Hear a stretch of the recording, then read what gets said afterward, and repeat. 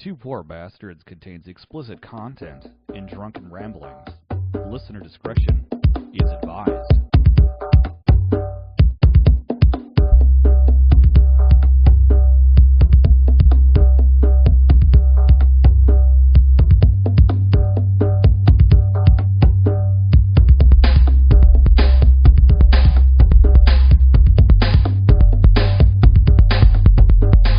You are listening to Two Poor Bastards, where two friends get drunk, talk whiskey, and their favorite pop culture obsessions. This is Eric. And this is Kyle.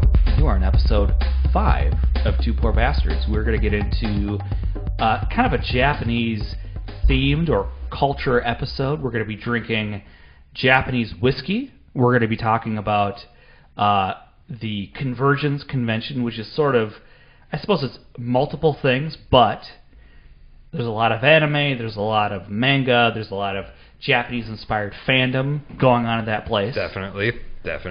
And we are going to be talking about our favorite anime.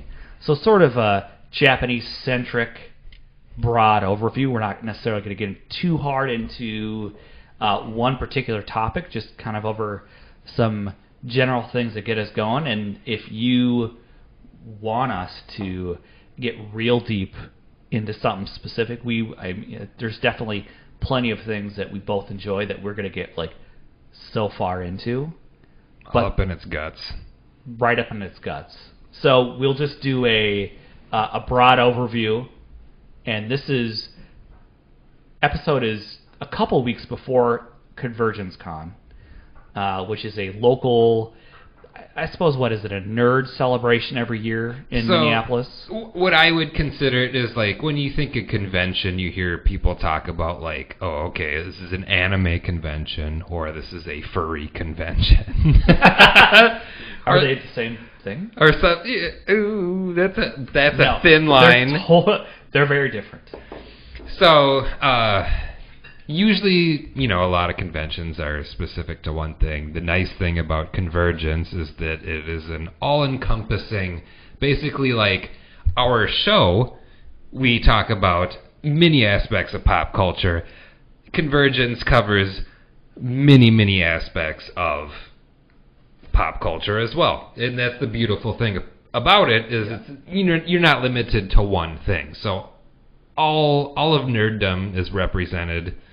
And because of that, it's huge, and I feel like it's a really successful and awesome thing to go to. All right. So what's first thing first? We need to get into the whiskey, which is a Japanese whiskey. I'll let you kind of get into what we're drinking and your thoughts. I have a couple of thoughts of my own, if you will. So, since we're doing a Japanese-themed episode, we picked up some Japanese whiskey. What we got is one of my favorites. It's Nikka the Taketsuru.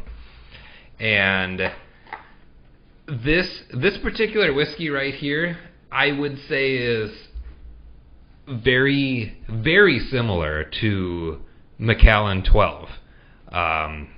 You could even do a blind taste test of them both together, and you might not be able to tell which one is which. So just like brief overview, Taketsuru, Masataka Taketsuru is a Japanese man who went to Scotland and learned how to make basically Scotch whiskey from the locals, and then took all of his knowledge and a wife back to Japan and started up a distillery. Nikka being one of the bigger ones. You've also got Suntory, make it Suntory time, is another big one. But the flavor profile on this, right up my alley. And with that, we'll get into the nose, we'll get into the tasting, and then we'll get into... So this is the first time that I've ever had Japanese whiskey.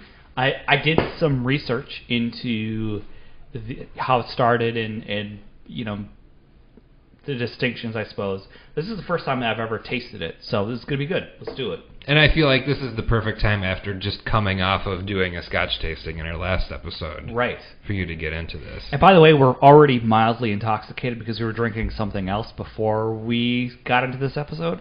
So we're already kind of, like, the juice is already loose. It's loose. We had to make a quick stop at the liquor store to grab this. We didn't want to do the Japanese episode without having a Japanese whiskey. Right. We were going to do something else, and we had to finish our pours before we got into this. Indeed. So, all right, let's smell this shit. Let's smell this shit. Oh, that's definitely... You know, I almost get a tequila. Definitely has a floral and fruity bouquet. Yeah, that's kind of about it. It smells fucking delicious. It does smell delicious. I don't know what kind of barrels this is stored in, but if I didn't know any better, I would say this is definitely sherry casked. But I doubt that it is. I mean, I haven't heard of any Japanese whiskey finishing in other barrels. And I'm not... What do you think that they use? If they were to do oak, they would have to import oak, right? They could do that. Otherwise, there is a specific Japanese oak. It's like Mizunura or something. I'll have to correct myself later, but there's a specific oak in Japan that some of their whiskeys are aged in. There's a I don't know if it's a tangy aspect, but it reminds me of tequila a little bit. Like, and I'm not talking like shitty mezcal. I'm talking like nice. There's something about it. There's like as being a guy who doesn't drink much other than the brownest of brown liquors. Like I don't really fuck with tequila, so I don't know. I couldn't add to that. So I'm definitely going to take your word on it. I'm not going to drink tequila, but I will. Okay, I'll give you a couple good things at some point in time, because tequila is also good. I mean, again, brown is mostly the way to go with life. I mean, but if it's an aged tequila, of course, it's going to be brown. Yeah, absolutely. Okay. It smells good.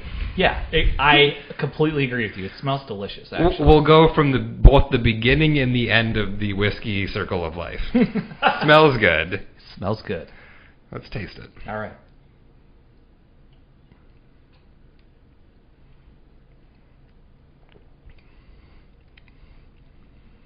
Smoky. Mm-hmm. Definitely, I get right away. Slight oaky. This is a non-age stated whiskey. I should bring that up. Concerns me a little, but it's still very good. It's kind of par for the course these days with whiskey because the demand is so high that age statements are going away. Or if it has an age statement, it's going to be very expensive. Right. Sweet. Yep. Like candied fruits, I'm getting a little bit of. The slightest hint of like, and I hate this flavor, like black licorice flavor. That, I get the hint, like slightest hint of that. But in a good way. I don't mind like an anise aftertaste, I suppose, would be the best way to put it. That's good. Anise in a very small dose actually does complement other flavors really well. Like the anise you get in a sausage on a pizza. They put absolutely. In that kind of thing. You're right, absolutely. I think it could add to a savory... It adds an extra note into like the savory flavor. And when you're talking about whiskey being sweet, a slight anise flavor does accentuate, I suppose. But but saying that, the sweet thing, this is a very sweet whiskey to me. And I like that. And that's what I crave.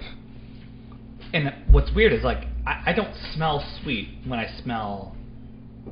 Or maybe I'm already Makana sauced. I don't know. I do get the sweet smell. Because what I pick up is the smoky, woodish, savory smell. Mm-hmm. And I don't necessarily get the sweet right out of... when I taste it, it tastes very sweet. Not very sweet, but it tastes sweet. And I feel like I should just add, if you're new to whiskey, you might not get that sweet flavor right away until you get a little more versed and start drinking a little bit more. You have to develop your palate a little bit. So if you're just blasting right into it, you just turned 21, I'm going to the liquor store, I'm buying this, you might not pick up what we're picking up on, because you just have to start drinking a little bit more. Well, right, and I think you have to acclimate your palate to drinking straight booze. Yes, you do. You cannot, if you're, especially like for myself, I won't say myself. If you're used to drinking, say, beers, or you're used to drinking mixed drinks, they do a lot to try and mask I suppose, a lot of the flavors of the booze, and you lose a lot in a mixed drink as far as the subtleties and the flavor profile. So you end up getting, I would say, a lot of the burn of an alcohol, and not necessarily all of the flavor profiles that are actually really good. It doesn't seem smooth to you.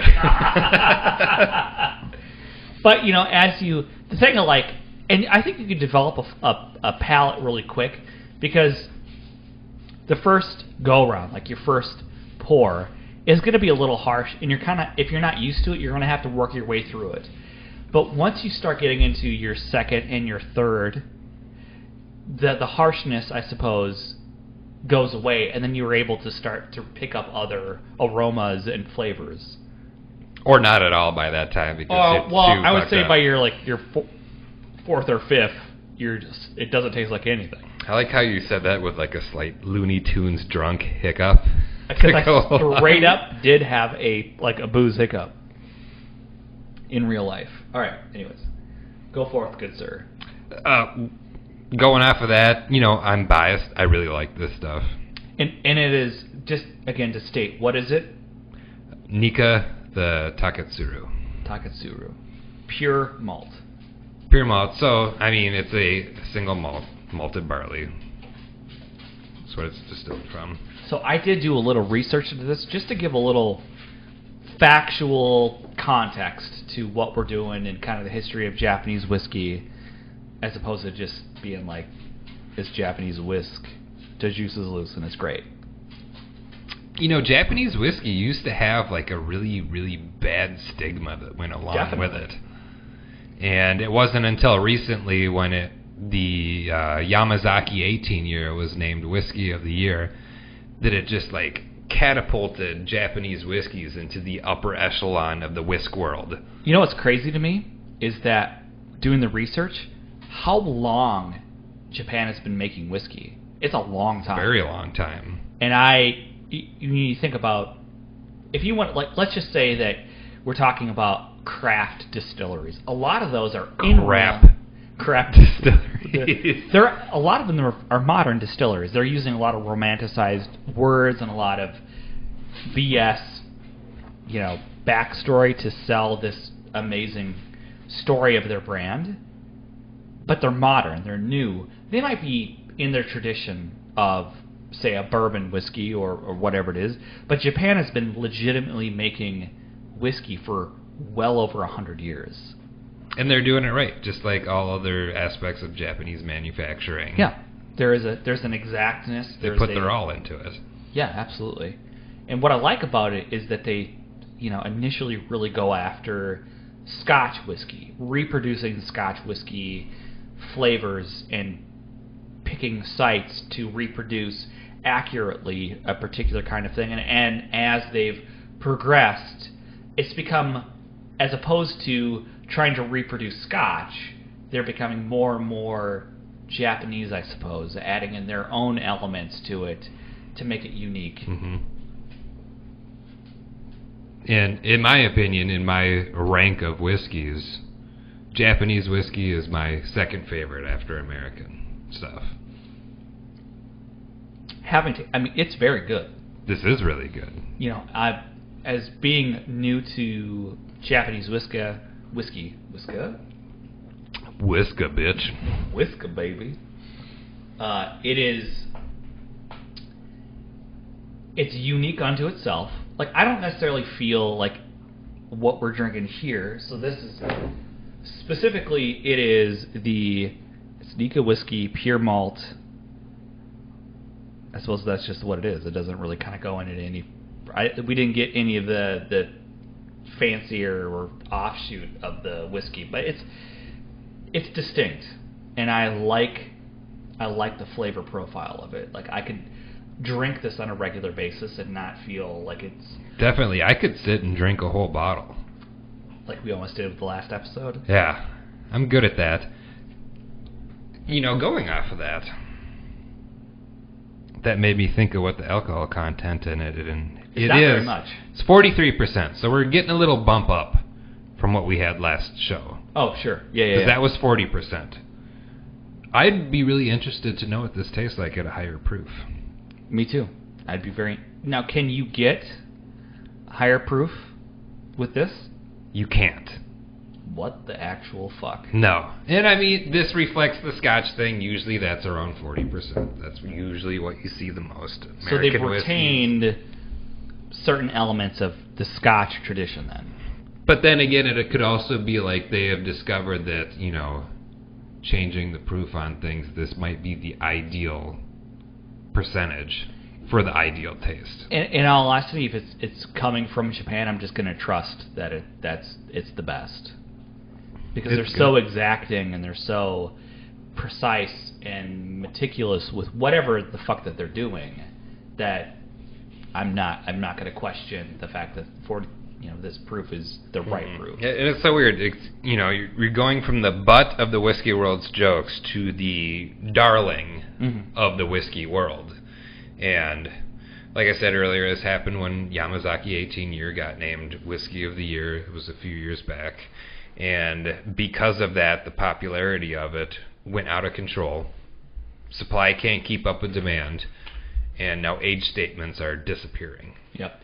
I specifically remember a time going into a liquor store near my house when I was younger and not as well versed, in seeing a bottle of Yamazaki 18 in like a fancy wood box for right around $98. And I remember thinking like, wow, $98, this is an 18-year-old Japanese whiskey. That's really cool. I didn't really know about it at the time, so I never bought it. And I just kind of left it. And I just thought in my head, like, this was really cool. Someday I'd like to try that. Now, the same thing, Yamazaki 18. It's about $250 retail. Shit, son. And I mean, like, and that's if you can find it. Aftermarket, it's going to be way more. And it's just like, it's just gone insane. And now all these distilleries have stopped doing age statements because they can't keep up with demand, and they're just pumping out what they can. Like, my very favorite Japanese whiskey, like I love the Taketsuru that we're drinking right now, but my very favorite one is the Hibiki by Suntory. And Hibiki is actually a blend of whiskeys. Yep. So it's Yamazaki, it's the other one is the Hakushu, and I think it might be some other things. But you used to be able to get that in a 12-year. You used to be able to get that in a 17-year and a 21-year. And now that they've stopped doing all of the age statement ones, like when you try to get a bottle of this other stuff, the price is just fucking out of this world. So 12-year used to be around $70. Then when they announced that they were stopping it, it was around $100. And now that it's not done anymore, like, I've seen people buying it for over $200 for a bottle of the 12-year-old, which is crazy. Because I used to think to myself, like, maybe I'll get a 21-year-old, because in the secondary market it was around $400. Like, I'd really treat myself. Yeah, that's not going to happen now, and I'm never going to have this. Sad days indeed. In Japan, you might be able to still find an age-stated one. I don't know if they stopped doing it over there, but definitely over here in America, no more age statement stuff. That's lame. So I will say, like, looking at the bottle, I think it's a very attractive bottle. It's black and gold. It's got a twist top, which is interesting to me, but it's a very pretty bottle. So I'll just, aesthetic-wise, I'll give it a thumbs up. Is that your... Going off of this on the bottle, an interesting thing to note is, like, dark-colored whiskeys are attractive because that means that they've usually aged longer. And this looks, in this bottle, like a very dark whiskey. Mm-hmm. But the bottle isn't clear, it's smoked. So the glass on the bottle itself is a little bit darker, and since the label on the front of it is black, it leads to it looking a little bit darker than it actually is. So I think that's interesting. That is interesting. Well, it's certainly, I think, what's interesting about it is that if you're into whiskey, you would know that darker whiskey means it's aged more, right? Right.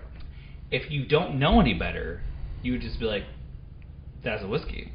Some dark-ass juice. Some dark juice. The juice is loose. So they're trying to fool people maybe that would know a little bit about whiskey, but if they know that if a darker whiskey means that it's been aged more, they would be able to see through that. Maybe. I feel like it goes in line more with it being a non-age statement bottle.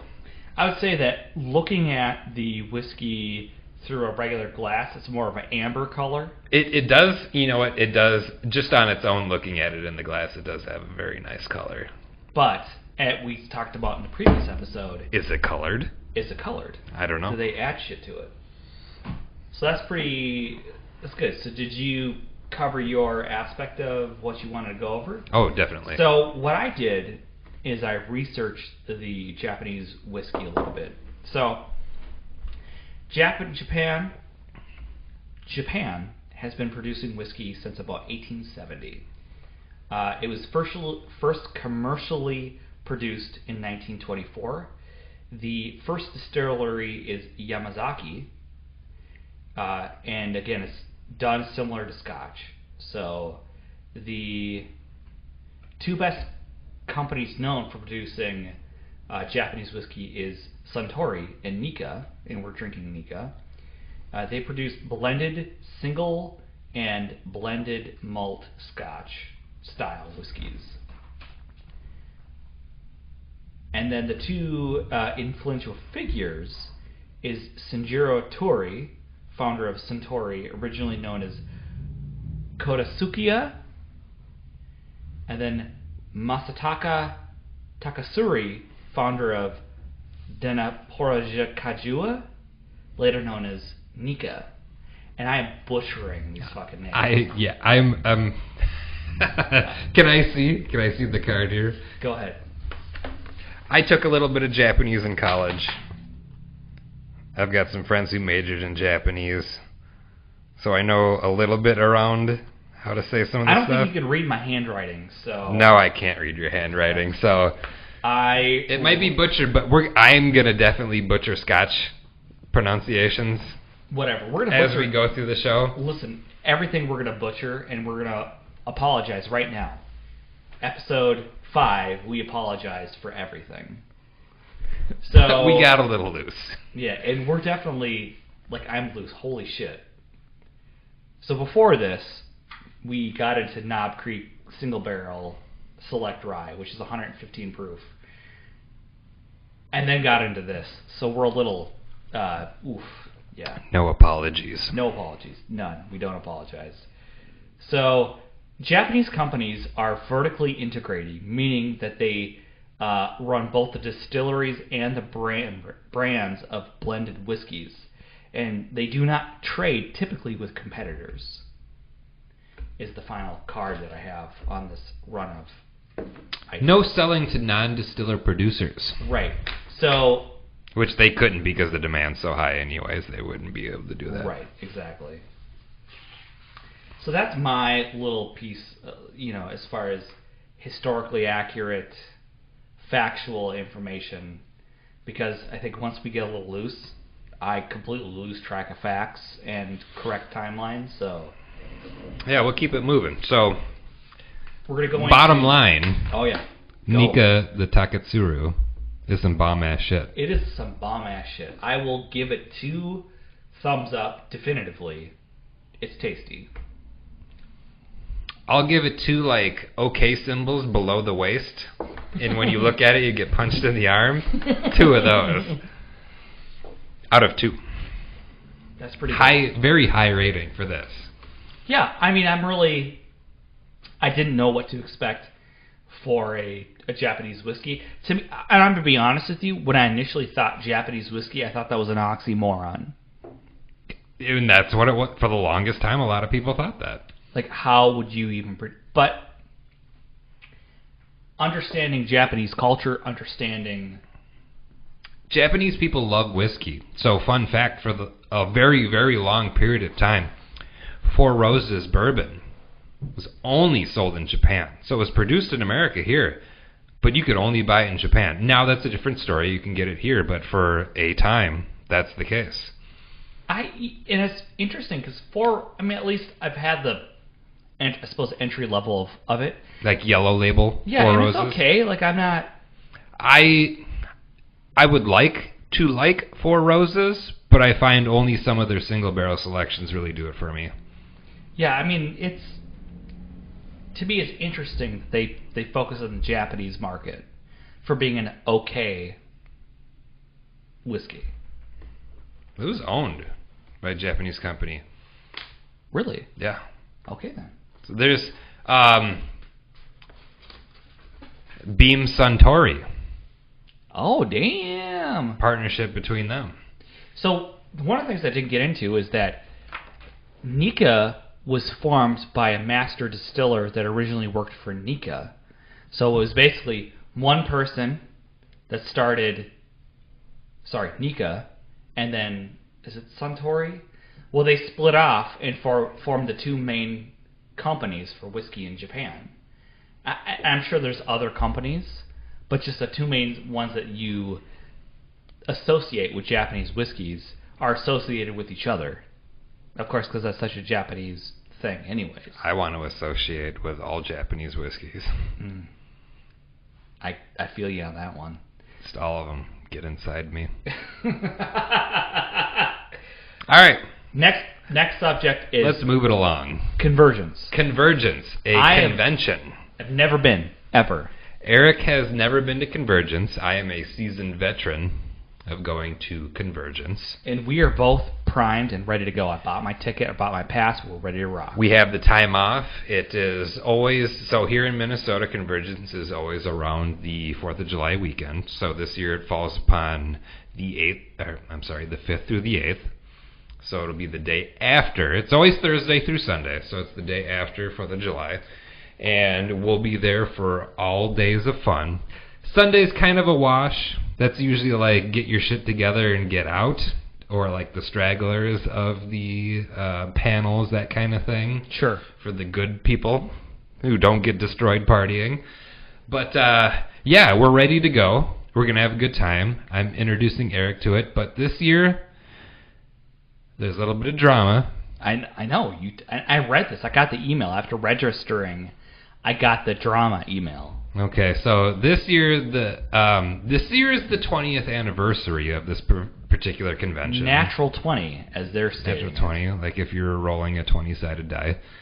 I didn't even catch that. You have a lot to learn, my young nerd. You have a lot to learn. So we're going, and the big drama this year is, okay, so in the hotel, it's at the DoubleTree in Edina. And in this particular hotel, there is a pool area inside the hotel. And there are 2 levels of rooms that surround the pool. And every year, these rooms are designated as party rooms. Now, the party rooms usually start going at 10. They're all themed. So, for instance, there could be a Star Trek themed room, a Ghostbusters themed room, which is my favorite one of the years. Yeah, obviously. And, people who start these party rooms, they decorate them, they put a lot of time and effort making them themed, and they serve alcohol in these rooms. As one does. As one does, and, you have to be of drinking age, you have to show ID for these party rooms if you're going to get a drink. Does a mushroom stamp count? Does not. Oh, fuck. You were out of luck there. So this year, there had been a lot of back and forth between the people who set up Convergence and the people at the DoubleTree Hotel. And what it ended in is this year, the people who are doing party rooms are not allowed to serve their own alcohol like they always have been. So if they want to do it this year, they have to A, buy the alcohol from the hotel, and B, hire someone who is an employee of the hotel to serve said alcohol. So this has been a big to-do. Now, Honestly, yeah. as a person attending this convention, it's always been like an okay BYOB, basically, or BYOA in my case, because I bring my own alcohol. I don't fuck with beer because that shit's too weak for me. Doesn't really affect me because mostly these party rooms serve the cheapest of the cheap alcohol, making mixed drinks, shots, that kind of thing that are kind of disgusting. Right. But it is a big deal to a lot of people that go and expect to go to these party rooms and do that. And like, Convergence is cool. I like the nerd aspects. All during the day, there's all kinds of stuff to do, whether it be panels, movies to watch, signings from various authors or other things, that kind of thing. But really, Convergence doesn't start till after 10 o'clock when the parties start going. Fuck to the yes. And shit gets going. Because I am a party boy by nature. And that's what I will look forward to. So this has kind of fucked things up. And, like, if you know me from Convergence, you know that I always have whiskey and I'm always giving it out for free. So if you are perhaps a Minnesota person, and you are a Minnesota person who is attending Convergence, know this: if you find me, you will always get a pour for free. So how much is your investment as far as whiskey goes? Because you get an average whiskey bottle, even a decent, is $25 to $30, right? So how much do you splurge, if you will, for Convergence? I'm always willing to do $100+ in whiskey. I like to do, usually I'm prepared with a 175 for each day, like a fresh one for each day. So 3-ish, again, because I'm a connoisseur already, so... Yeah, so really the days of Convergence is Thursday, Friday, Saturday, Sunday. Thursday is kind of a build-up, so it's not so much. Friday and Saturday are the main days, and Sunday is basically the get your shit together and get out day. So that's we don't really think about that. So maybe I'll have a regular 750 for Thursday, and then a 175 for each day on Saturday, Sunday, or Friday, Saturday. Now, do you have, each day, do you do a different whisk, or do you stick with a Buffalo Trace 175? I really go with what's available. I used to do Bullet Rye. Okay, gotcha. 175s for each day. But whatever's available, I'll do. So looking around, there aren't a lot of 175s available, so... That's really that's the thing I was thinking about, because I've been to 2 liquor stores today. There's not many 175s. Things that I would drink, necessarily. Mm-hmm. So, I'm thinking, you're doing 175s. Where are you getting these from, number one? And what are you choosing to do? I don't know. I think this year I might just do, Evan Williams single barrel. I'll grab maybe 4 bottles of those and do those for the days that I'm around. And that's your contribution to Convergence. Yeah, and it's free. If you find me, it's for free. I'm out there to help anyone out. To get drunk. Yeah. It's a community. Yeah. And I take care of my community. I'm really, just so proud that you're so caring and sharing, that you'll not let people drink super shitty whiskey. Oh, if you find me, you aren't getting garbage. I'm the whiskey guy. Now, let me ask you this. Are you known as the whiskey guy? If you show up, how long have you gone to Convergence? So this will be my 4th year. So do you have a reputation at this point in time? To some people, yes. If you know me, you know I will have whiskey for you. And you will get fucked up. Yeah. And if I don't have it on me, then come to my hotel room with me, because I have it in there, and then we'll get you whiskey. Yeah. So do you have like a flask for yourself, or do you just like communal, like 175? Here's a pour? It depends on what I have. Like if I've got a bag to carry my stuff, usually I have it on me. Like when I'm giving stuff out, I always have plastic cups, like the little small ones that do like 2 ounces. That's cute. I like that. So I have that so everyone can have a pour. But like I find that just because of things that have happened in the past, if you're drinking what you're giving out, that's a good thing for the people because you aren't, there couldn't be anything in it that's bad. Sure. Like you're not roofing people. So let me ask you this, and I'm going to put a pin. What is the actual metric of a pour? Like what is the amount of whiskey that attributes to a pour? So these little cups that I get are like 2-ounce cups. Okay. But usually I pour it to, if somebody says, like, I just want a little bit, I'll do it to whatever somebody wants. Okay, it's very considerate. So whatever you want, that's what you get, because I'm here for you. Oh, man, you're so kind. I am. It's, the community feeling.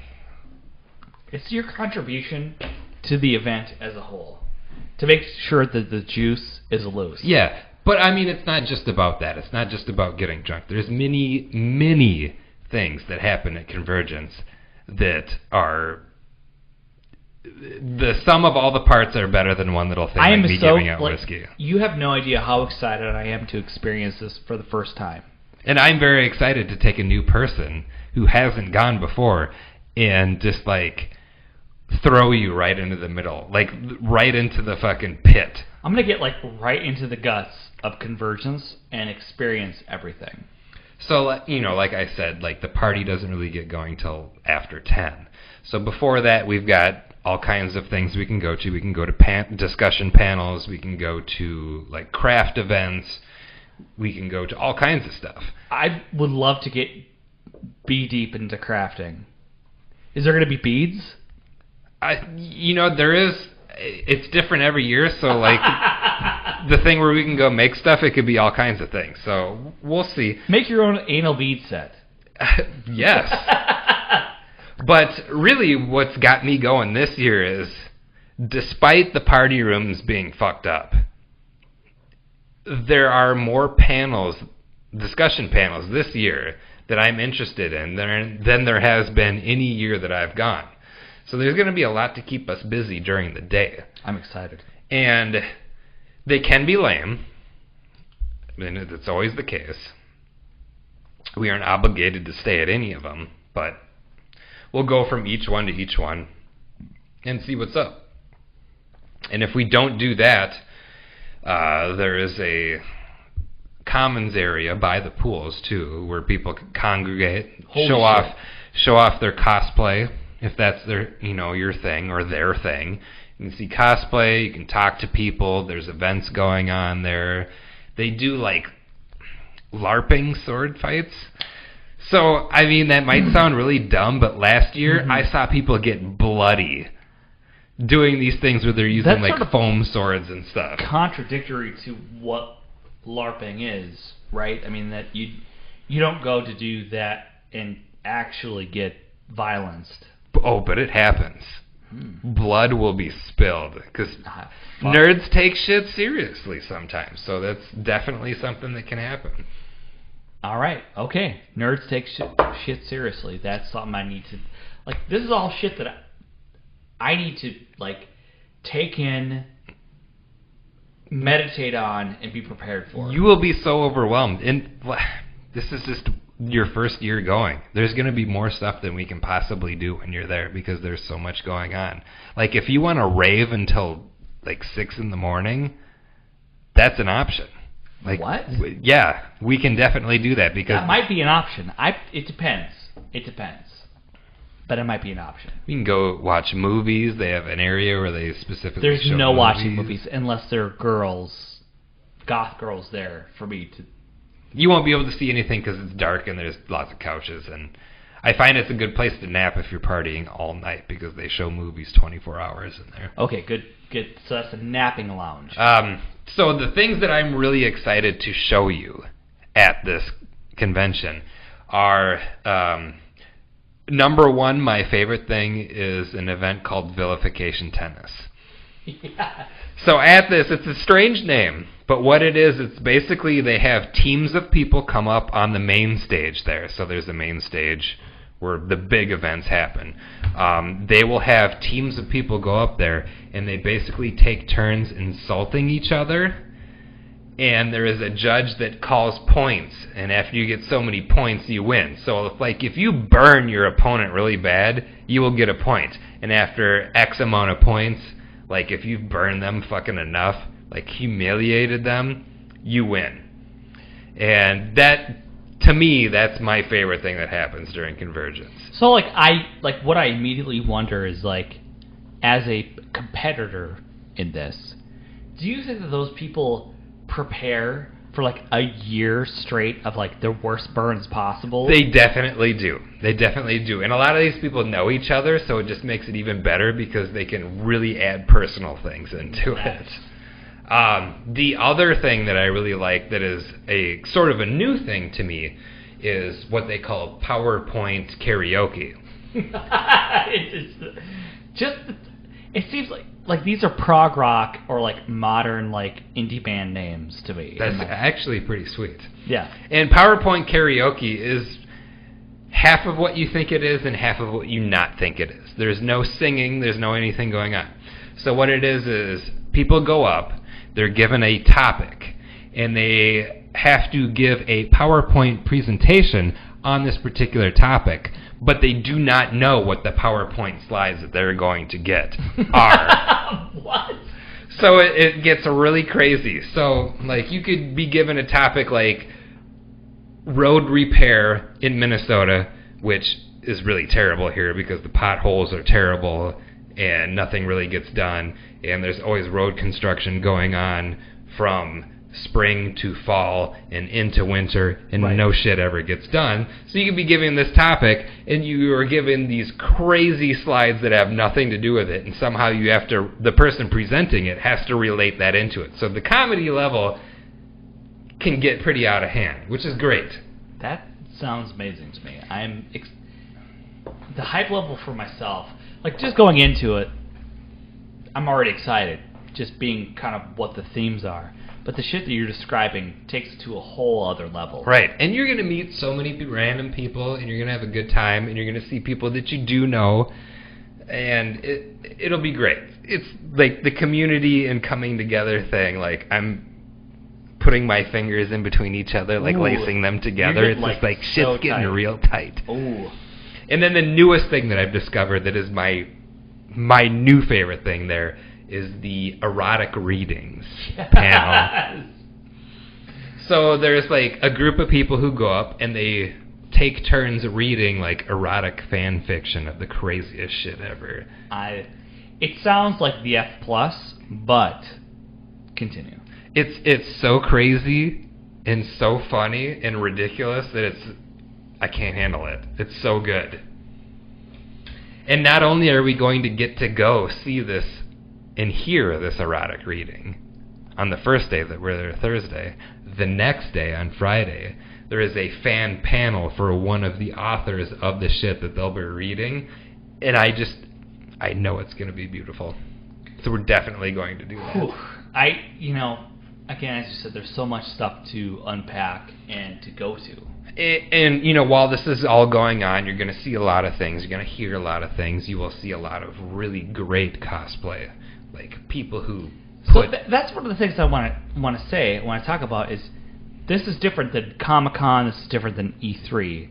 So is the cosplay on point for Convergence? There is definitely on-point cosplay. And then the other point that I was going to make is you will definitely see some of the worst cosplay you will ever see in your life. You will see shit that's so bad that you want to cry or laugh or cry laughing. Laugh crying. Okay. All right. It's good. You get it all. It's everything all together. It's a beautiful... I'm truly excited for this. Gathering of social misfits. But it's not like the gathering of juggalos. It's not like that. Maybe 10% of it. Because I'm sure there's probably some juggalos there too. So with that said about convergence, I'm really excited to introduce you to my two best con friends, Lucy and Kaylin. Woo! I am excited as well. Who are big shot cosplayers. And hopefully, after that, we can get them on the show and we can maybe do a thing where we talk about cosplay. Absolutely. I understand cosplay. I know what it's about, but I don't necessarily understand the primal attraction to it or what makes it such a huge thing. So I'm very interested to get into the mind of someone that does it, why they do it, other than being like, hey, I'm a hot chick that can pull these outfits off. Like what makes you continue to do it. I'm very interested to get into the mind of those two, if you will. We'll try and make it happen. Oh yeah, I think it'll happen. I'm confident. And we'll hang out with them, obviously. Yes. And experience. To me, it's going to be interesting is how many people will know them, and what will be people's reaction to them. Are they sort of minor celebrities in their own right, or? Well, I've found that usually Kaylin is the one who's more involved in it. She goes to a lot of different conventions. Most of them are anime-specific ones. And she goes, all out for those. I find that when Lucy and Kaylin are at Convergence, they do, a casual version of what they usually do. So that's interesting that they're casual in the home state, and when they go to the other places, they're, going bee-deep, and it's just an interesting... and it all depends on the situation, because I've seen them go all out, I've seen them keep it casual. It's just how they're feeling it. Oh, well, that's totally fair. I really want to get into the mind of what draws someone into that. Because I will never be a good cosplay person. I don't have the body type or I suppose the figure for that. You can't say that, because there's always something that you could be. I am not big into that kind of thing, but I have done a member of Cobra Kai. Oh. Which is now gaining popularity with the new show that was on Netflix. Or not Netflix, I'm sorry, on YouTube. The Cobra Kai show. And I've gone as, poor man Sub-Zero. I will say that it was, I've seen pictures of that. It's pretty bad. I want to go as Scorpion, personally, myself. And it came out, it took 5 minutes to make the costume, and it came out really well. So it's how you do it and how you carry yourself. But...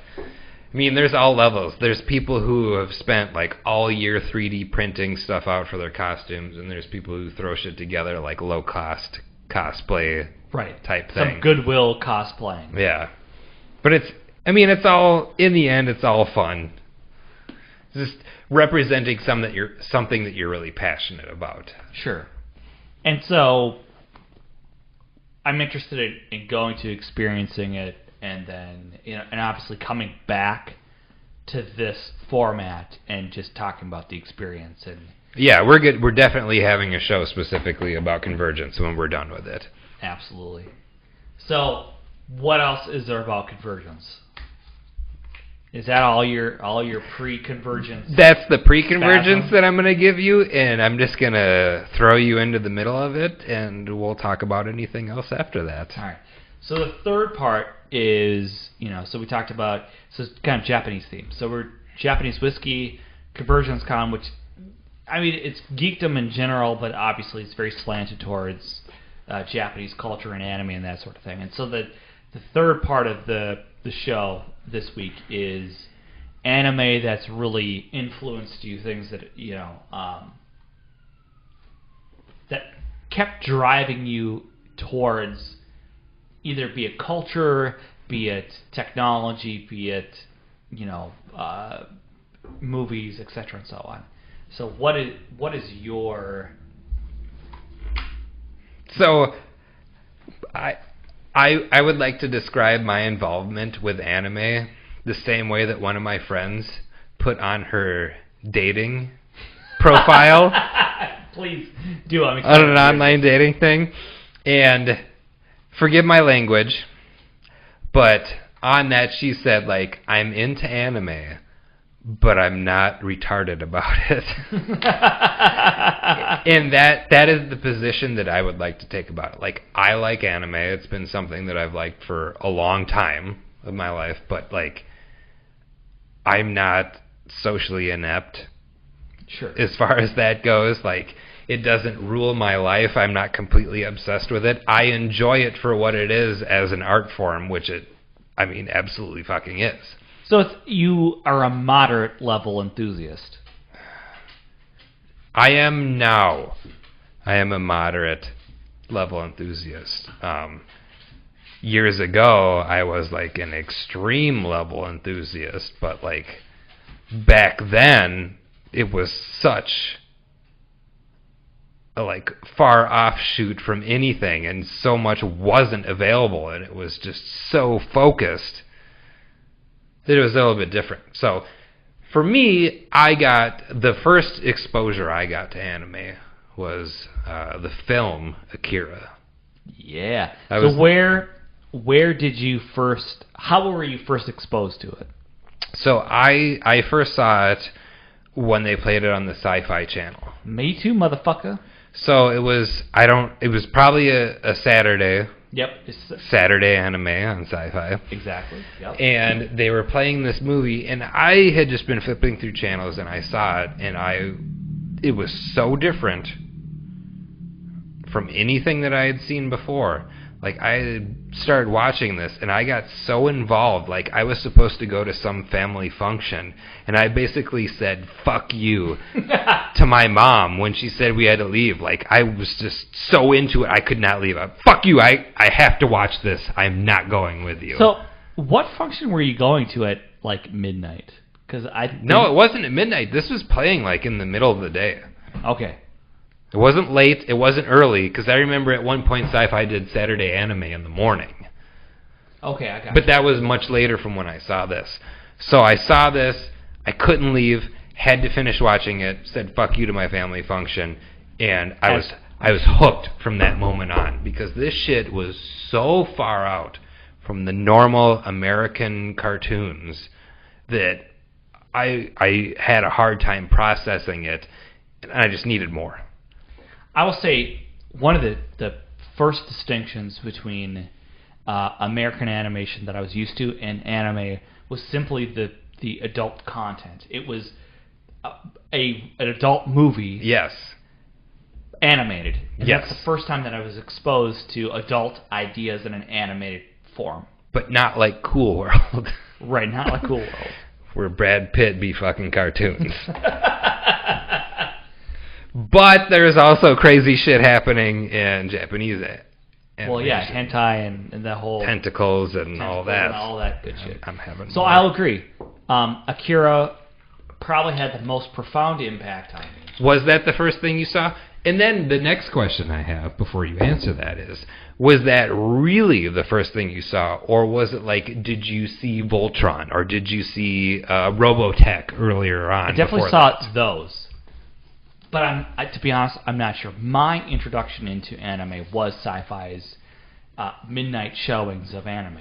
So what I want to do is, instead of just like verbally copulating with the things that we love, I want to give a little factual bits on Akira.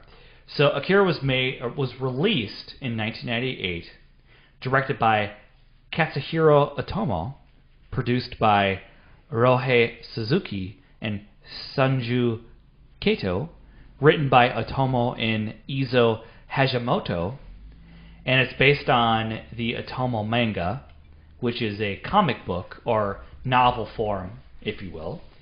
And if you're listening and you're one of those people, I'll say it, manga. Manga. I hope you're happy. Whatever.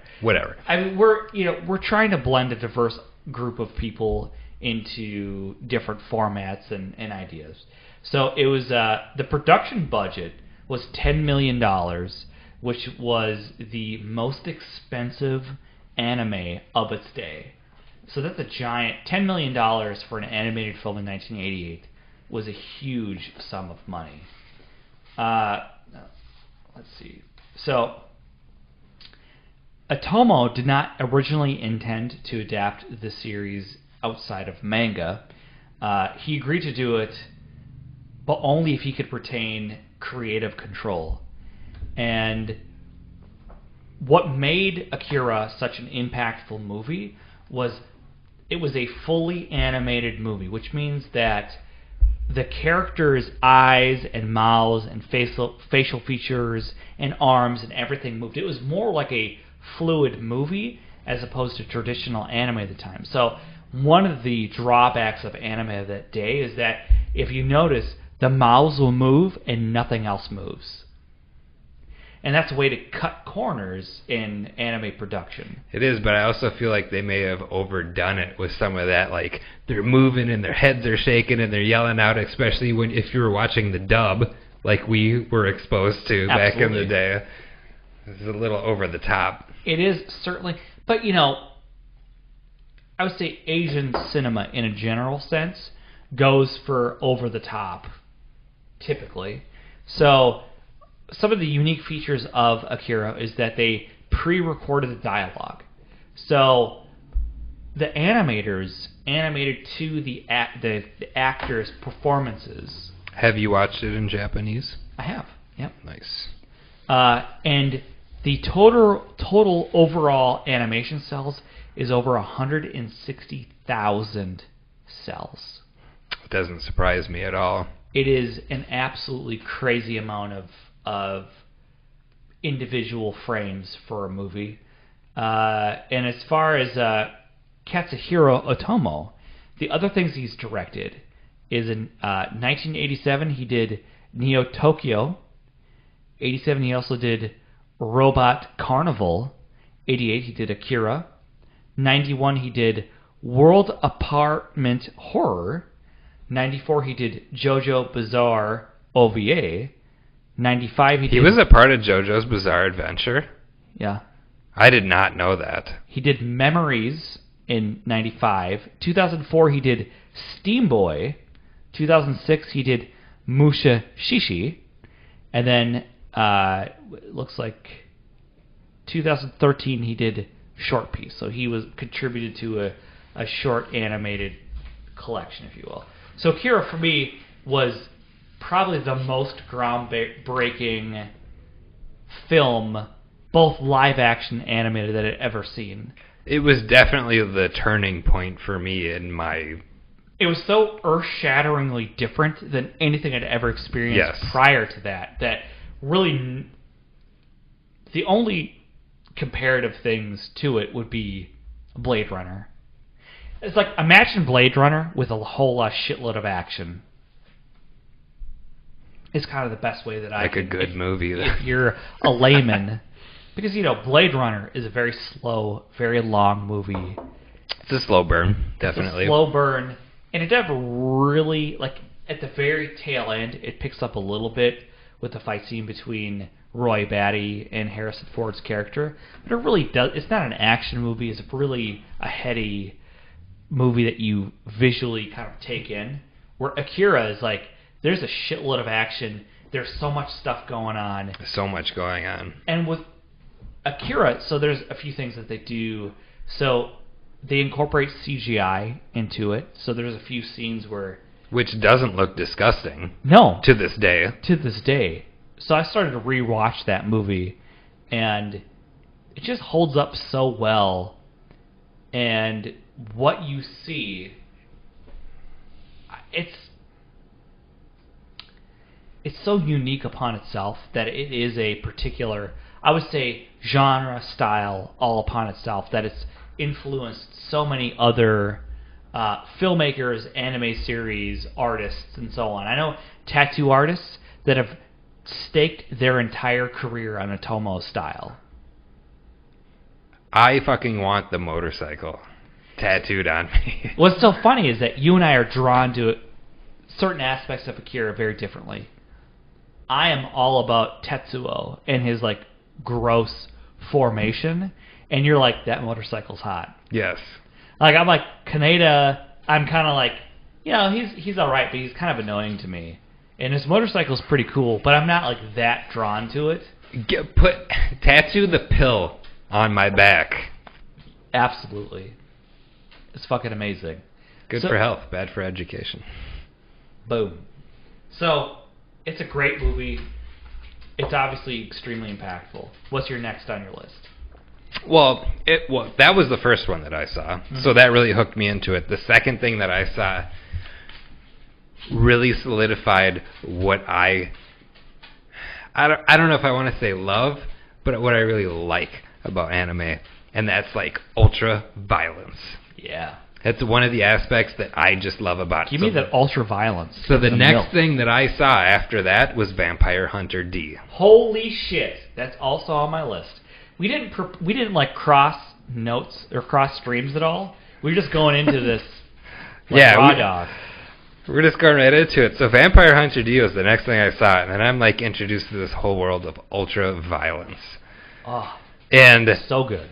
And that is really the thing that stuck with me, is like the aspect of just hyper violent things happening. Yeah. I don't know what it is. I don't know why Nudity, it speaks to me.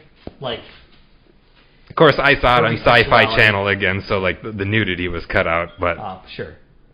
I saw that. So that's a whole nother thing that we can get into after this. So just so you know, it's based on the manga by Hideyoki Kuruchi, and it's directed by Tohyu Ashida, and the screenplay is by Yoshitsushi Harada. Hideyuki Kikuchi. Correct me. The author of the books. Listen, I have so many books about Vampire Hunter D to borrow you, and they're all amazing. See what I like. So here's the thing about tying into this. I read an article about like there's a big controversy with Nicki Minaj doing her like Chun-Li thing, and people getting all butthurt about it.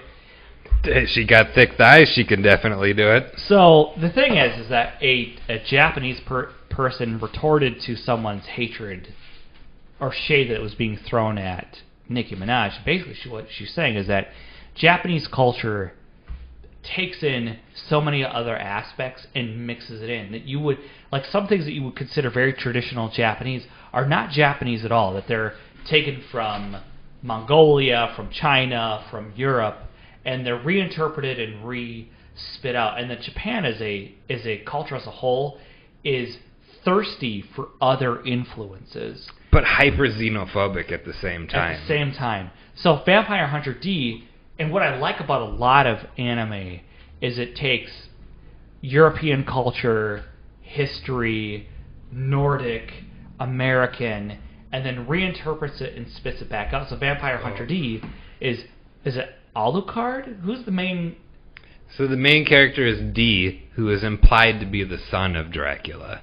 So, in some other stuff, Alucard, yes, because Alucard's the son of Dracula. So it could be seen as, yes. Yeah, but he's D. He's D. But it's taking a Japanese spin on a European idea. Right. Yeah, and another thing, like Record of Lodoss Wars is taking like the Dungeons and Dragons thing and doing their spin on it. And so I find that very interesting about Japanese culture is that they reinterpret other mythologies to suit their own telling, I suppose. They make it too palatable to their own audiences. And it's very interesting. I'm drawn to it. Like, I want to see a Japanese interpretation of whatever mythology it is, be it Greek, be it Roman, English, blah, blah, blah, blah, blah, blah. I would love to see a Japanese take on a Greek mythology story. It would be fucking amazing. It would be. And that's what I appreciate about anime is that you see other, I suppose, layers, levels of things that you wouldn't necessarily see as being maybe native to that culture, and see what they ramp up and how they interpret it and suit it to their own cultures. I'm going to take this thing and make it awesome. Ooh, yeah. Is what it is. That's exactly... They're like, hey, this thing that's already really cool, Dracula and vampires, we're going to, like, turn it to 11 and then, like, full blast it. So that, again, Vampire Hunter D, again, is one of my definitely early influencers. That movie came out in 1985. Mm-hmm. Yeah. Holy fuck. The 80s were a great time for anime. The shit that they did in that era. The 80s and 90s are best. Like, when I talk about anime with people, there's definitely a clear divider that I like to call the year 2000. Mm-hmm. So it's like stuff before 2000, stuff post 2000. Indeed. And there's a lot of shit post 2000. Right. Because they stopped drawing from a lot of the things that made it great and almost started drawing on itself. Like pre-2000, bomb. We're talking about some hot shit. Yeah. So let me talk about one of the things that that really got me, which is Ghost in the Shell. Yes, Ghost in the Shell, Holy definitely. fuck. So it's another movie that, at the time when that Ghost in the Shell came out, there wasn't a live-action movie nor an animated movie that really drove those points home of integration of computers, technology, and what society would look like as a consequence of those two things integrating with each other. So it's known in Japan as Mobile Armored Riot Police Ghost in the Shell. It's based on the manga by Masazumi Shiro. It's written by Masamune. Kazunori Ito and directed by Mamoru Oshii. I'm butchering everyone. I'm Makana Sauce #1, and I just don't do Japan very well. It's okay. Don't worry about it. So one of the things that I read about it was basically like when dude was making the manga series, what he noticed is that there wasn't really anything really addressing the culmination of technology and society and people and what that would look like. And it does a really, it's a precursor to the Matrix. It's an influencer of the Matrix. And that movie came out in 1995, and it's fucking hot. So there's a few things that are different in the anime versus the manga. So in the anime, they made, what's their head? The Colonel? The Major. The Major. So they made the Major more adult, whereas in the manga, she's younger. Because she's basically a shell in a... It's a fake body. It could be whatever. It could be whatever. And they kind of touch on that at the end of Ghost of the Shell proper. She turns into the little girl shell. And so in the manga, she's younger. In the anime, she's older, like mid-20s, I suppose. Major Makoto Kusanagi. I have had a theory. Could even be a man. Could be an old man, could be a young man. Because really all it is a consciousness put into a body. And it doesn't matter what this robot, cyborg, whatever body could be. And you never know for sure. Yeah. And what's interesting is that there's not another series, be it books or movies or anime, that expand on that idea further until Altered Carbon. And one thing I really have to say about it is like the ideas that are presented in this, like as far as computer stuff goes, hacking, internet, all that kind of stuff, it was almost so far ahead of its time that it's like, how did they even think of this? You're absolutely right. That's one of the things that still, when I remember watching it initially, thinking the idea was so far-fetched, the idea of hacking a mind or erasing someone's memory or past and rewriting it, and then not only rewriting it, but to a specific point to have them carry out a specific action against their will in a sort of way, and then not even realizing what they're doing. I mean, it's absolutely... at the time, like, I couldn't even really... Super forward thinking. And this is a movie that was made after the manga was written. So it's like these ideas were from even before that. Right. What did you think of the movie that just recently came out with Scarlett Johansson? I never saw it. Shit. I haven't seen it I yet. actually really liked it. I went in with zero expectations, and like I say, I expect nothing, and I'm still disappointed. I thought it was a good movie, even if they whitewashed it. So I feel like it's not necessarily whitewashing, because Scarlett Johansson is playing a character who's originally Japanese. She was put into a shell. Right, and yes, this is something that I've talked about before with people when talking about the movie. So, in a sort of way, yes, is it maybe dancing around, maybe putting somebody who's more ethnically correct to the role? Maybe. But you know what? In the anime, guess what? She's white. I do have to say, the guy that played Bato in the movie was fucking perfect. He was so goddamn good. But the thing is, like, the main characters were white in that movie. In the anime, the major and dude were white. I mean, these some gray areas, so. They're great, but I've read from the creator him saying that they're designed as being Caucasian. All right, if that's the case, bam. So who gives a shit at that point? And really, it's Scarlett Johansson. You're going to complain? Yes, there are plenty of other actresses that are maybe just as talented, but it's ScarJo, and I would get down with that any day. But like I said, Bato fucking stole that movie. Fuck yeah. I'm going to make you watch that. We're going to watch it. And it's just one of those things I haven't gotten around to. The problem is there's so much content, it's hard to keep up with everything that's coming out, and then it's easy to lose track of things that have come out. You're like, it's 5 years later, and you're like, I can't believe you've not seen that movie. I'm like, I remember seeing a thing about it, but then I don't I just kind of lost track of it. So, Ghost of the Shell, absolutely groundbreaking, amazing. It's influenced directly the Wachowskis and The Matrix. Very high-minded, ahead of its time ideas. Wonderful movie. Did you say Bukowskis or Wachowskis? Wachowskis. Okay. Maybe I said the Wachowskis. Is it Wachowskis? Wachowski?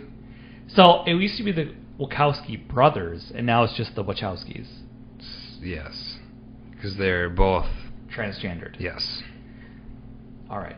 So, and then I only have one other major thing, and again, everything we're covering, I think everyone has covered a million times over. It's not really anything we're saying is really necessarily groundbreaking or original.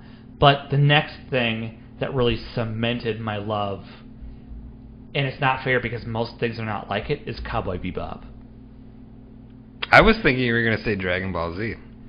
No. I love Dragon Ball Z, but the thing that really endears me to anime would be Cowboy Bebop. Because I watched Dragon Ball Z as a kid when it was newish. I am an unapologetic fucking Dragon Ball Z fan. I have that shit out in the open. I don't care, when someone comes over, say I bring a lady over, and they're like, oh, wow, you've got a lot of films, you got a lot of TVs.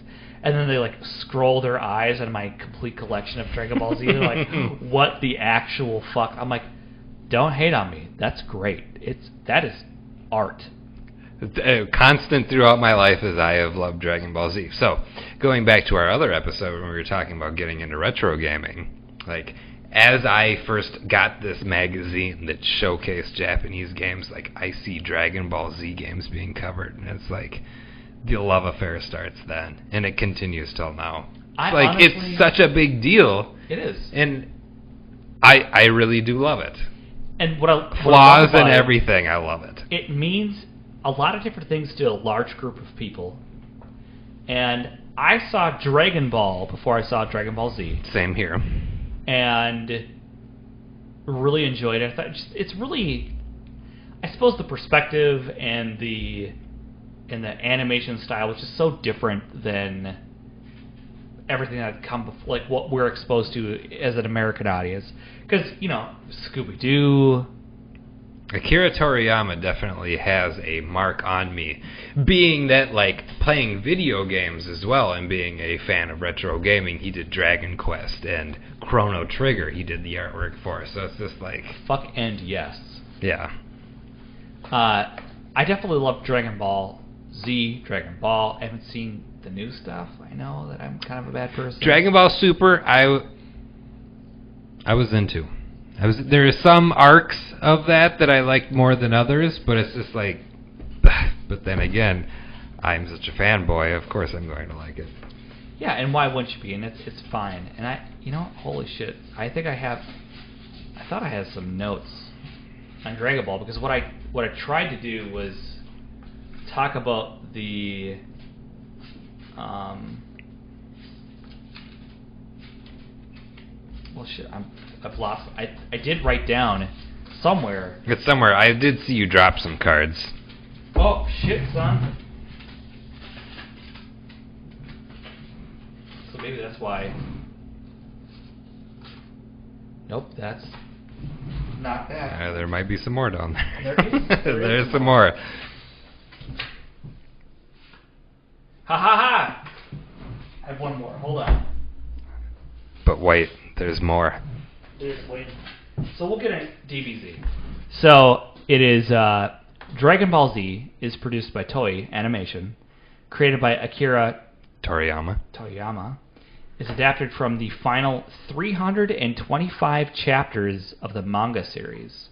Think about that. Dragon Ball Z is adapted from the final 325 chapters. It's long running, but there are other very long running things like One Piece and Bleach and that kind of thing, both of which I don't give a shit about. Yeah, in comparison, there's just no. So Dragon Ball Z, the American voices. So Christopher Sabat does Vegeta, Piccolo, Yamcha, Shenron, Kami, Mr. Popo, Korin, Goru, Poringa, Zorban, Reikomon, Barter, and Jace. One dude does all those voices. That's fucking awesome. I would like to be half of the Ginyu Force. Yeah, and then Sean Shamel does Goku, King Kai, Nail, Mr. Musazaki, and Vegito. So, two dudes do a shitload of voices. Christopher Sabat, mostly I tip my hat to, because what a diverse range of voices, and iconic. Because just Piccolo and Vegeta by themselves. Who's your favorite Dragon Ball character? That's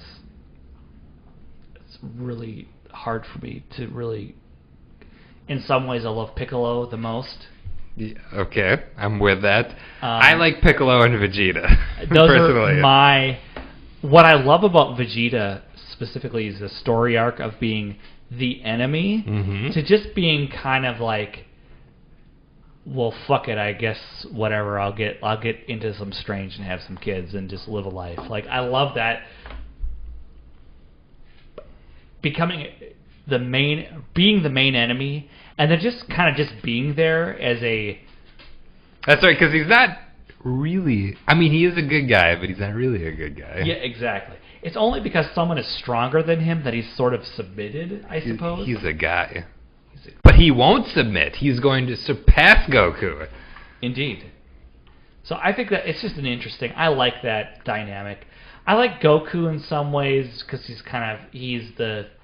innocent and he's kind of silly and retarded. But there's something really charming about him. But really, Vegeta and Piccolo all day long for me personally. I might have to say that Piccolo is probably my favorite character. Mm-hmm. Yep, for sure. So it's a great series, a long-run series. It's been adapted a million times over. Its image, its mantra has been adapted into many different walks of life. If you're into fitness and you're a weightlifter, or you're a fighter, I have a workout shirt that's straight up a Vegeta shirt. It's like this. It is the armor. Yeah, it's the armor. The Saiyan armor. Yeah, and I love that. I don't give a shit. I had a girlfriend that was like, "You need to burn that and throw that away." I'm like, "It ain't ever gonna happen," and I'm gonna wear it when we're having sex. Big bitch. I'm not going to get rid of it. Take that. I had a girlfriend that had a Pikachu backpack, and when she wanted to go out in public with it once, and I was like, nah. But if it was a Dragon Ball Z related backpack, I would have been like, yeah, instead of nah. You need to get all, yeah. You got one for me? So, and then the final thing, I mentioned before, Cowboy Bebop as a series, the mixture, and this is what we talked about earlier, Japan taking many influences, mashing them up and doing something really interesting. Cowboy Bebop is a mixture of a Western, of a noir, Japanese culture. Western movie for sure. Adaptation. But I feel like Outlaw Star was a better Cowboy Bebop than Cowboy Bebop. And I know I'm going to get mad hate for that. And I used to own, I owned a part of Cowboy Bebop as a show. Like, I owned cells from that show. Holy shit, son. And not only, cells, but ones where Spike was wearing his trench coat, which were only in very few episodes. So I used to be huge into that, too. But, reflecting on it, thinking about it later, it's good, but it's the first and last episodes were the only ones that mattered, and everything in between was just filler. See, and I guess I feel, to me, it was the mood, the characters, and just inhabiting. I didn't really give a shit about the plot episode to episode, to be honest with you. I just liked Jet Black. I like Spike. I like Faye, Edward, the fucking dog, Ein. I just liked... You have a corgi. And I'm surprised you didn't name her Ein. I'll be honest. So here's a fact for me personally. I tried to name my corgi Ein, but she didn't take to it. She was not about it. Oh, you were one of those people. I tried to do it. She was just refused to respond to it. So she ended up being Nip. And she chose that name. Dogs are weird like that. But yes, I will say that my first introduction to corgis really are from Cowboy Bebop, and I have a Pembroke corgi, so that it is a thing. I've had it for almost 13 years. She's sitting just to my left. Yeah, she's the unofficial mascot. So Cowboy Bebop is led by team director Shinichiro Watanabe. The screenwriter is Keiko Nabamoto. Character designer Toshihiro Kawamoto. The mechanical designer, because I'm telling you, the fucking ships and the technology are fucking tight. Toshihiro Kamamitsusho Yamani. The composer is Yoko Kanno. Yoko Kanno is a big deal. Yeah, straight up. She's a real big deal. She's a real big deal. Developed by Sunrise and created by Hajime Yatete? You're cute. Thank you. You're real cute. I'm butchering the shit. Listen, I don't want to get any hate for this shit because, number one, I'm Makana-sauced. Number two, I don't speak Japanese. I'm not good at this shit. I appreciate it, but not enough to actually properly learn how to pronounce Japanese anything. Omoshiroi desu ne. And then the American actors who play... Do we really give a shit about that? I don't. I will say, yes, because there's certain... They're iconic to it. Yes, I've seen the series both in Japanese sub and then the American dub. So Steve Bloom is Spike. Bo Billington is Jet Black. Wendy Lee plays Faye Valentine, who also plays a character in Akira, by the way. She plays one of the female girlfriends. Or no, she plays the female lead in Akira, Wendy Lee does. The one that Kaneda chases after in the beginning of the movie. Yeah. Wendy Lee voices her in the American version. And then Melissa Fawn does Edward. So I just wanted to get some factuals out there while we're just talking shit, essentially. I'll talk shit about anime. Post 2000, boo. There are things that I do like, but I feel like that was the deciding year between and let me ask you this. Anime. Why? There's a specific thing I can think of why it sucks. And moe anime. Garbage. There's a lot of garbage that gets pumped out now, but there's a lot of cool things. Yeah. But why specifically. So there's a thing that happens around that time that becomes super prevalent in anime. And what is this thing? Tell me what this thing is. It's the computer cell animation. I don't think that's it. You don't think so? No, because that really hasn't become a thing that's become used until, like, just in the past couple of years. Like the new Berserk anime, which a lot of people hate on, which I say fuck those people because I think it's really fucking awesome. But then there's new shit like Fist of the Blue Star. You know, like that. You know what looks series terrible. that I am currently into that I cannot wait? I want season 2 to come out is One Punch Man. I've been waiting on that. I think I'm more interested in what's the other thing that he did? Now my drunk is really coming through.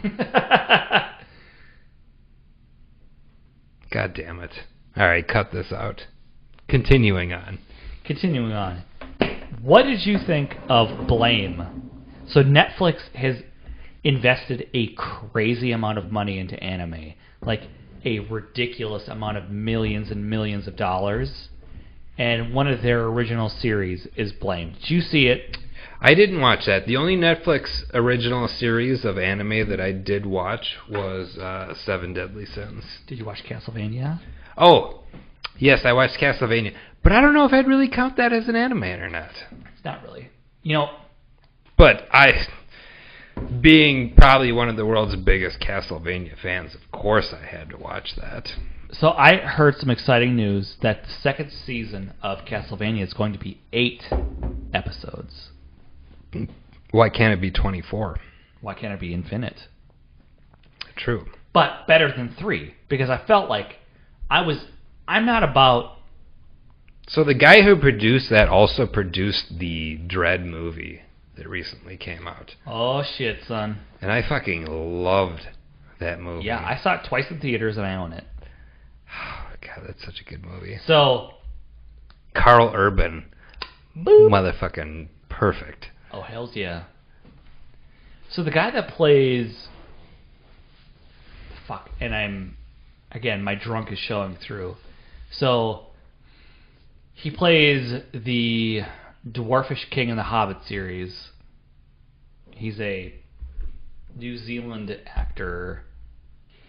Richard Armitage plays the main dude, the hunter, I suppose, in Castlevania, which I think is... And he also voices Wolverine in the new Marvel podcast series, I suppose, on Stitcher. So I'm thinking that they're using him as a test pilot to see if he'll play him on real screen. Because he's a scary motherfucker. Because he played the villain in Season 3 of Hannibal, and he was very good. I never saw that. I didn't watch I'm Hannibal. sorry for you, because it's a great series. I'm sorry for myself for many reasons. Anyways, there are some current anime series, and the problem is that it's being released at such a rate, it's hard to keep up on everything, and everything seems to be influenced by Japanese culture and vice versa, that there's really a blending of lines as far as what's anime or what's Western culture. I'd like Attack on Titan. I enjoy that. I feel like the first season of that didn't get interesting until the last couple episodes. Well, you know. Second season a little more so because things are a little more intense. I like Death Note. I thought that was I fucking love Death Note. I have both watched Death Note, the series. I have read the manga. And I fucking love it. That's one of the few things that I truly am passionate about post year 2000. See, there you go. So I don't think we have much more at this point. I don't want to go too heavily into one thing or another. We'll save specific passions and deep dives for a later time. So, until next time, this is Eric. And this is Kyle. And you've been listening to Two Poor Bastards. Peace, bitch.